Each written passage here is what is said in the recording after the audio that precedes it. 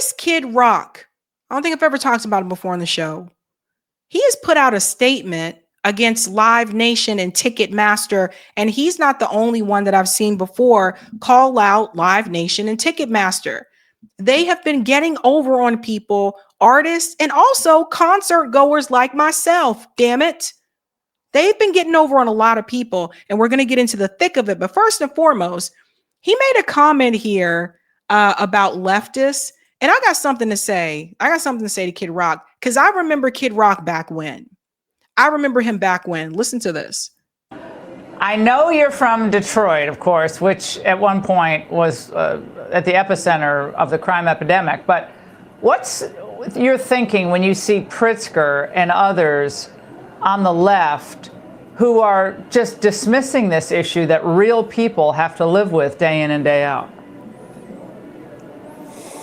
Well, the first thing that comes to my mind is idiots, straight up idiots. I mean, I don't think there's actually anything that President Trump could do that these people, when he said it, in that speech that he had, I don't know, it was like a State of the Union or something, where he's like, he could save one of these people's mother from a burning building, and they could care less. They wouldn't give him credit. I mean, it's asinine to think that we can't come together on some certain things. And you know what really strikes me about this, speaking of Chicago, is like, who's he really trying to help out here? Black people. The south side of Chicago, predominantly black. These are where these murders and shootings are taking place. The majority of them, they're not out in the suburbs or somewhere. And he wants to help these people. And God forbid we're still all, Nazi racists or whatever their narrative of the day is. It's asinine. It's completely just, it's some words that I'd rather not repeat on the air right now. One of the things he also said in this conversation was calling out people in college that have blue hair and piercings. And I thought that was really interesting, considering people used to say the same thing about Kid Rock. You see, I don't even know who you are today, kid. Who is Kid Rock? Because when I remember when Kid Rock first came onto the scene, he was a rapper. He was a rapper that had sometimes had rock music behind his rhymes. But he was a rapper, and he used to wear like these shirts, the long sleeve shirts. The shirt was open and his chest was out, and he'd have on the baggy pants. And he was like, "My name is Kid Rock," but like, "My name is Kid," like that type of thing, right? That's who Kid Rock was that I was introduced to. And at that time, I remember Kid Rock said that he grew up in Detroit and all this kind of stuff. Then his parents came forward on VH1 Behind the Music. I don't know if everyone have watched that show, but it kind of tells a lot of stuff. His dad came forward on VH1 Behind the Music and said that Kid Rock was a liar and that he did not grow up in Detroit. He grew up in the suburbs of Detroit in a nice big old house. So who are you, kid? I don't even know. I ask myself this. Who is Kid Rock? So he's like, oh, they're trying to help black people in Chicago. So back then, Kid Rock had the rap thing, and he was hanging out like with like the black rap hip hop artists and all those types of things, trying to, cater music more so towards the black community. Then later on, he decides to dip his foot into country music. He made this song with Sheryl Crow talking about, "I took my picture away" or something. You guys remember that song? And then later on, he goes, "Oh, we're going a little bit more rock." And then it's just, I don't know. I don't even know who Kid Rock is. So that's one thing. And this is the point here too. Do you know what is stupid, Kid Rock? Also, Kid Rock fans for buying into his fake hillbilly shit when he grew up richer than most Americans will ever be. It's true. But he didn't say that. When he first started, he said he was from Detroit. He wasn't from Detroit. This is where he was from. That's a big difference. Big difference, right? So anyway, I guess at one point, after the first Obama term, he said like Obama didn't get the job done. So he came out and supported Mitt Romney. And then he's also been like a Trump supporter, et cetera, as well. So one of the things that Kid Rock has been talking about is that I guess Donald Trump is trying to get something going here against Live Nation and Ticketmaster, right? Now, I will say this. These companies are a scam. And I know, and if you're older than me and you've been going to concerts for a while, You might remember when some of these concert tickets were a lot cheaper. One of the biggest things that's upsetting today is all these service fees. $15 service fee for this ticket, and then a $5 fee for that, and then a $3 fee for all these fees. What are all these fees for? And where is all this money going? Right? So Kid Rock spoke out about this recently, and he's fuming. So I guess he still tours. Listen to this. So there were some of the people in the business talking about ticketing, that when President Trump did that executive order with me in the Oval Office, that these know-it-alls out in California were like, oh, they're just showboating, really did nothing. What he did was he ordered the FTC and the Department of Justice to go investigate, see what the hell's going on with ticketing. Well, guess what? They investigated. And what happened? They filed a fucking lawsuit against Ticketmaster. Because clearly they found out that those motherfuckers are crooks, and they've been crooks for decades, fucking over the public, fucking over artists. That's true. In fact, when I saw Prince, this was years ago. So Kid Rock, I agree with you on this. When I saw Prince years ago in Columbia, South Carolina, I was like, oh my God, Prince is coming to Columbia. I have to see if I can go to this concert. Like, because I was like, it could be my last time to ever see Prince. And I'd never seen Prince in concert before. I was shocked that there were tickets that were offered by Live Nation that were like $55 for Prince. I kid you not. Prince later said that he had no control over the ticket prices. He said that Live Nation, because they were the ones that were in control of the event, they're the ones that set the prices. There were seats on the floor that were like $1,500, like going all the way up, $1,500, $200, $1,500, $2,000 if you wanted to be like right there, like up next to Prince, like, you know. And some people wanted to be, because he is the purple one, was the purple one. Rest in peace, Prince. But that kind of made me realize something. How much control do the artists have over the ticket prices? Because I've heard people say that, well, Beyonce, you know, has high ticket prices. Does she make those choices, or are the decisions made by Live Nation? Let's continue. We're going to get into their business model in just a second as well. Now somehow, can I flip this phone around? Somehow I got one of these world orbs. And that proves you're a human. Comes with an app, world app. You download it. It's proof of human, proof of humanity. This thing would cut the bots out, cut the scalpers out immediately. Somehow I got one in my fucking house. But the ticketing companies can't figure this out. You know why? Because every time, if you buy a ticket and go to a concert, you are their worst customer. They want that ticket to resell on their own platform so they can fuck everybody twice. They get the service charges, they get another, whatever, 17% or something, on top of all the other horse shit they're dicking you around with. So like I said from the beginning, I don't know if breaking Ticketmaster up solves the problem. I'm not sure if this orb solves it, but it's a step in the right direction. I know this. None of the ticketing companies are using it. Somehow I got one in my fucking house. But they can't figure it out. They're full of shit. They could have stopped the bots years ago. They could have fixed this fucking problem, and they haven't, because they're greedy fucks. So I hope they all go down personally, right to the fucking bottom. Fuck them. And I hope we can figure out ticketing so us as artists, when we set a price, we can get the tickets into the hands of the fans at the prices we set. And I know that's not really I'm a capitalist to the bone, and there's some questions there, but these bad actors and other all the ticketing companies, and they're not even scalpers, brokers, whatever you want to call them, they've hid behind the disguise of capitalism for years. Kid Rock criticizing capitalism? Let me pull up a seat. Yeah, this is the problem. That's how these things are able to happen, because we do live in a capitalist society.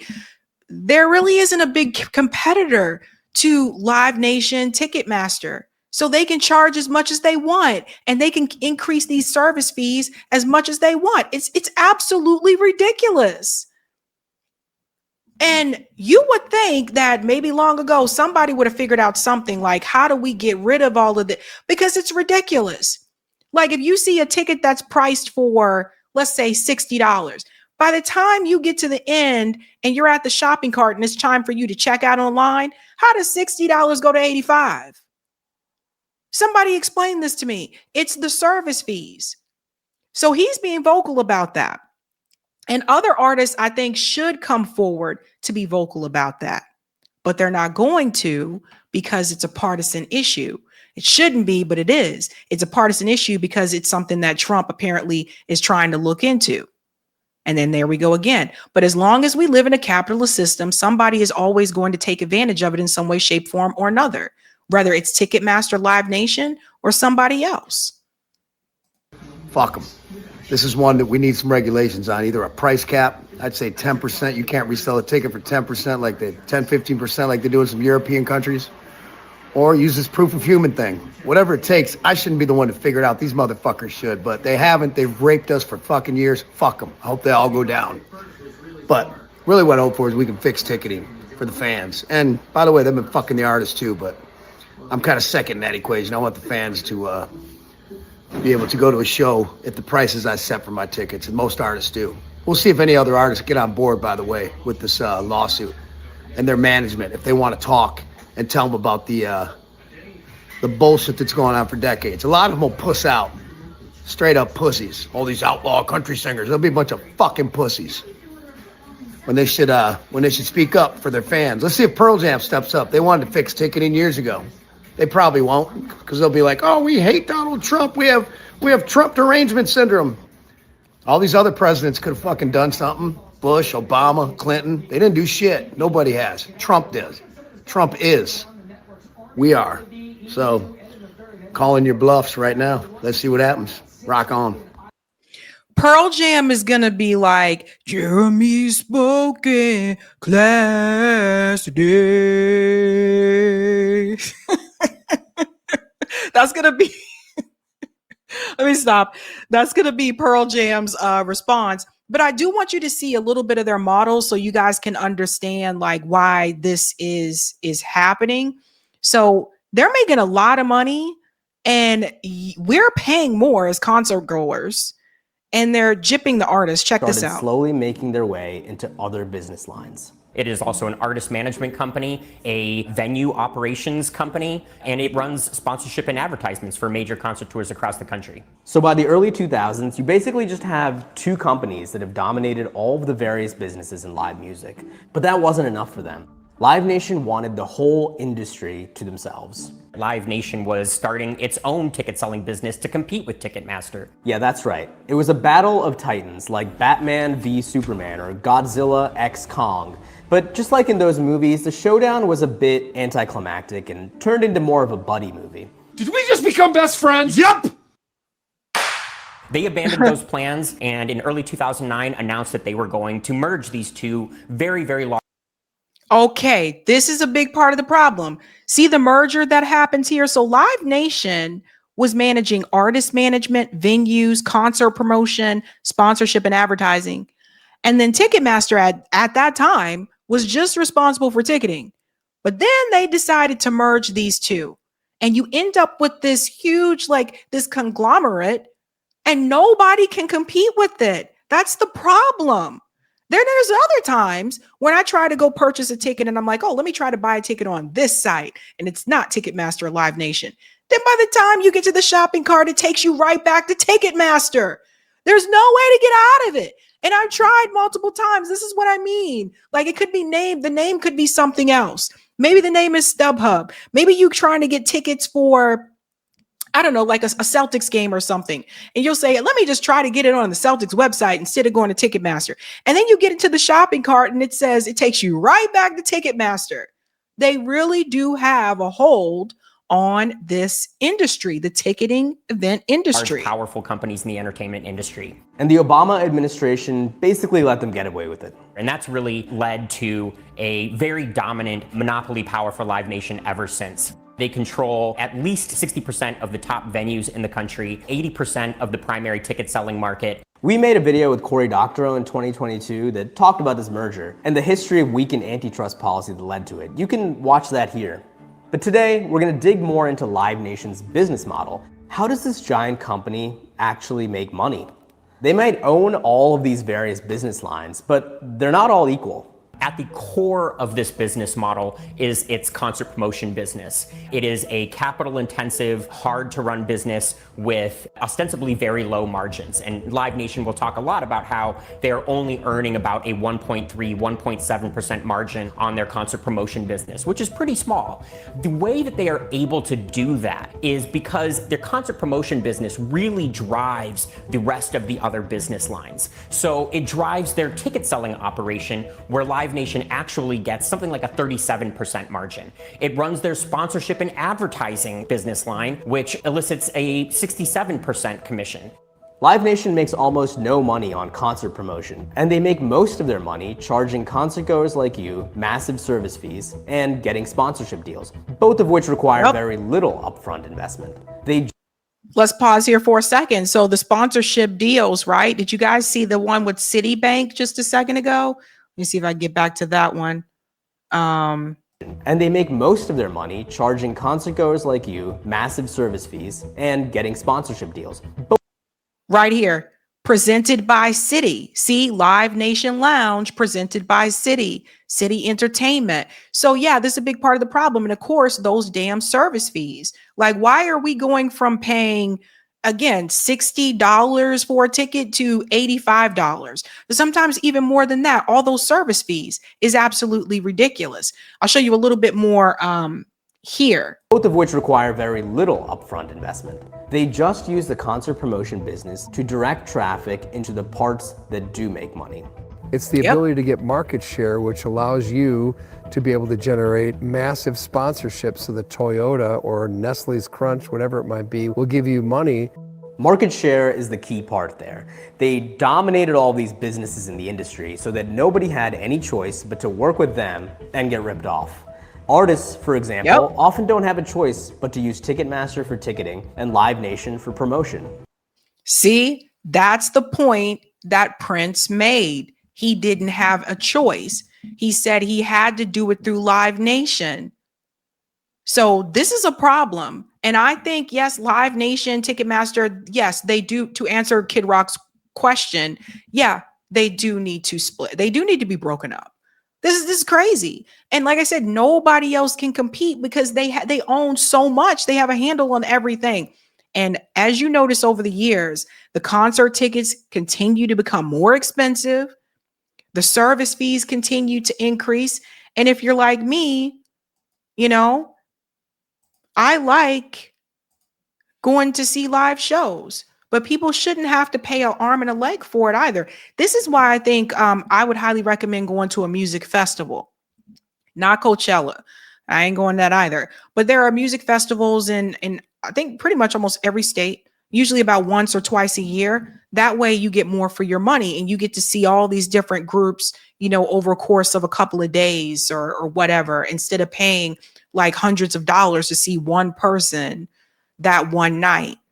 And I don't know, like something needs to be done there. And I get it. The artists have to get paid as well. So it's like, you can't expect the artists to do so many free concerts because now that people don't really buy CDs anymore, artists don't really make a lot of money that way.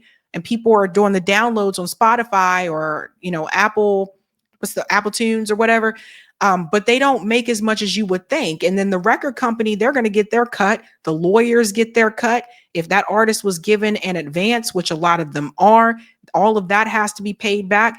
This is oftentimes why some of these groups go bankrupt, because they're not making, they're selling all these, you know, I guess songs now. So weird not to say selling albums these days, but they got all these massive downloads, but the record company always going to get their cut first.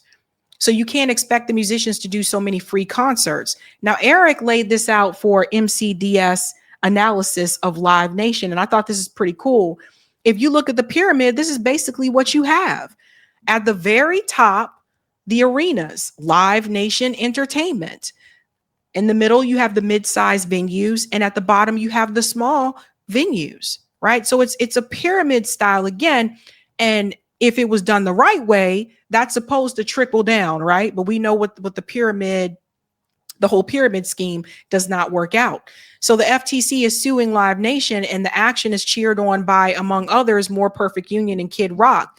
This is undoubtedly a good thing and shows how populist ideas can be embraced by both the left and the right. But it's not nearly enough. We need to be turning our demands up to 11 and using MCDS to make the connections. If we look at money, corruption, demands, and solutions, the money, Live Nation is an illegal monopoly that exists to enrich the billionaire class. The corruption, that billionaire class uses its wealth to corrupt our government and its agencies. The demand, it's up to the 99% to demand an end to the corruption. And the solution, we need direct solutions to fix big money in politics and government. See 11 demands. It's all up to us to be clear about the demands for the 11 demand strategy. So Eric, if you could put the link to 11 demands in the chat. It's important for people to make the connection and connect these pieces, right? This is a pyramid scheme. And that's why Live Nation, they're reaping all the benefits and the people at the bottom are not. Because as we know, trickle-down economics actually doesn't work. So I don't know if Pearl Jam is going to, join Kid Rock in this. I think all the artists need to really come together and start to push back, because Live Nation is just going to continue to increase the ticket prices. And now, considering the way the economy is, this is not the first thing people can pay for. It's probably last on the list.